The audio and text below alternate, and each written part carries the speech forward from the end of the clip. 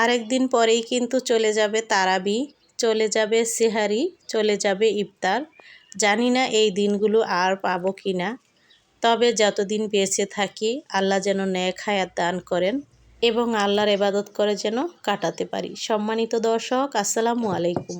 আমি ফাতেমা বলছি নারায়ণগঞ্জ থেকে। সবাইকে ওয়েলকাম জানিয়ে শুরু করছি নতুন আরও একটি লাইফস্টাইল ব্লগ।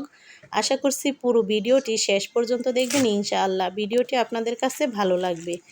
এই তো এখানে ঘরটর গুছগাছ করা হলো। তো যাই হোক, ডিটেলসলি আর দেখাতে পারলাম না, যেহেতু সেলাই কাজ নিয়ে একটু ব্যস্ত। তো আমার মেয়ে হচ্ছে ঘরগুলো গুছাইছে, আর বাকিটা কালকে গুছগাছ করা হবে।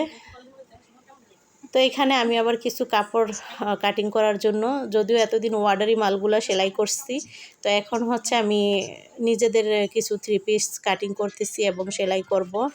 তাছাড়া অর্ডারিও আছে যেই কটা, সেগুলোও কমপ্লিট করে রাখতে হবে। তো এই যে আমার মেয়ে হচ্ছে সাইফুলের রুমটাকে সুন্দর করে গুছগাছ করলো, ওর রুমটাকেও গুছিয়েছে। কালকে আমাদের রুমটা আবার গুছগাছ করা বাকি থাকলো।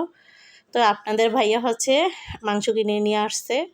এই তো এখন আমি এই মোরগগুলো কেটে নিব, তারপর হচ্ছে গরুর গোশটাকে ছোট পিস করে নিব, যেগুলো বড় পিস আছে।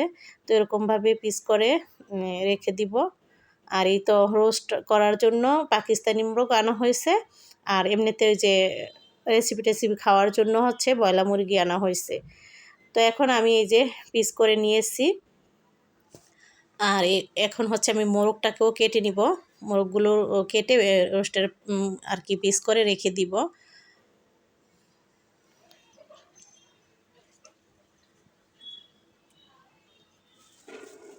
আর এগুলো হচ্ছে শারমিনকে দিয়ে দিচ্ছি। ওই যে পাকগুলো নিয়ে আসছে আপনাদের ভাইয়া, আর আমি গলা খাঁচা এগুলো ওকে দিয়ে দিলাম।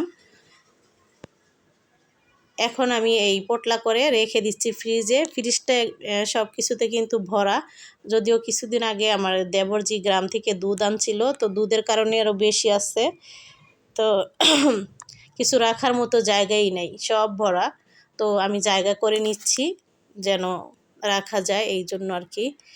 এখন আমি এখানে গোশটা রেখে দিলাম, এক পোটলাতেই রেখে দিয়েছি, কারণ ঈদের দিন রান্না করা হবে। তো মোরগগুলো হচ্ছে রেখে দিলাম। তারপর ওই যে মোরগ যেটা ব্রয়লার মোরগ, সেটা আবার আলাদা করে পোটলা করেছি, তো সেগুলো আবার এইভাবে রেখে দিলাম। মাছটা নামিয়ে নিচ্ছি, মাছ ভাজবো আর কি।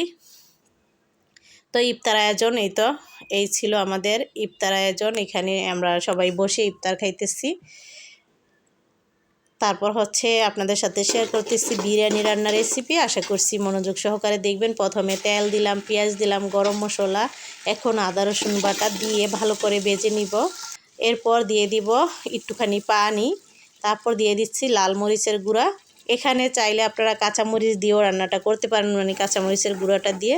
তারপর ধনিয়া গুঁড়া দিয়েছি, যেটা হলুদ কালার, ওটা কিন্তু হলুদ না, ধনিয়া গুঁড়া। তারপর দিয়ে দিলাম রাঁধুনি প্যাকেটের মশলা। এখানে 1 প্যাকেটের চাইতে একটু কম দিয়েছি মশলাটা। তারপর দিয়ে দিলাম আমার হাতে বানানো টমেটো সস। এরপর হচ্ছে এখন দিয়ে দিলাম ভাজা মুরগির মাংস। মাংসটাকে কিন্তু ভেজে নিয়েছিলাম।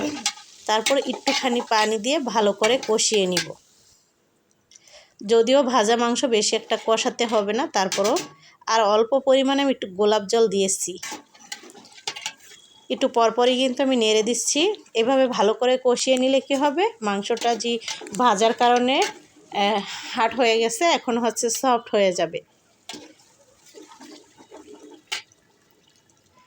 এই তো এখন হচ্ছে আমি চালটা দিয়ে দিলাম। আজকে হচ্ছে আমি ভিন্ন টাইপের রান্না করতেছি, বেশি ভালো লাগতেছিল না। ইফতার করে কোনো কিছু রান্না বান্না করতে কিন্তু ভালো লাগে না।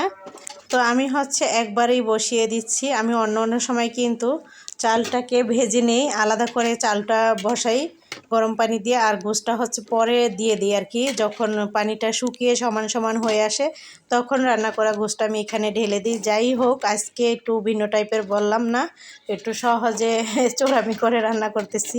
তো একবার এইভাবে বসিয়ে দিলে ঝামেলাটা কম হয় আর কি। যাই হোক, এই তো আমি এখন হচ্ছে একটু নেড়ে দিচ্ছি। দেখুন, এই যে মাশাআল্লাহ, খারাপ হয় নাই কিন্তু, খেতে অনেক ভালো হয়েছে। তো এই তো হয়ে গেছে। তারপর হচ্ছে খাওয়া দাওয়ার পালা। তো এই রান্নাটা হচ্ছে কালকে শুক্রবার ছিল, আমি কালকে বিরিয়ানিটা রান্না করছিলাম, আজকে শেয়ার করলাম। আশা করছি ভিডিওটি ভালো লেগেছে। সবাই ভালো থাকবেন। এখানে বিদায় নিচ্ছি। আল্লাহ হাফেজ।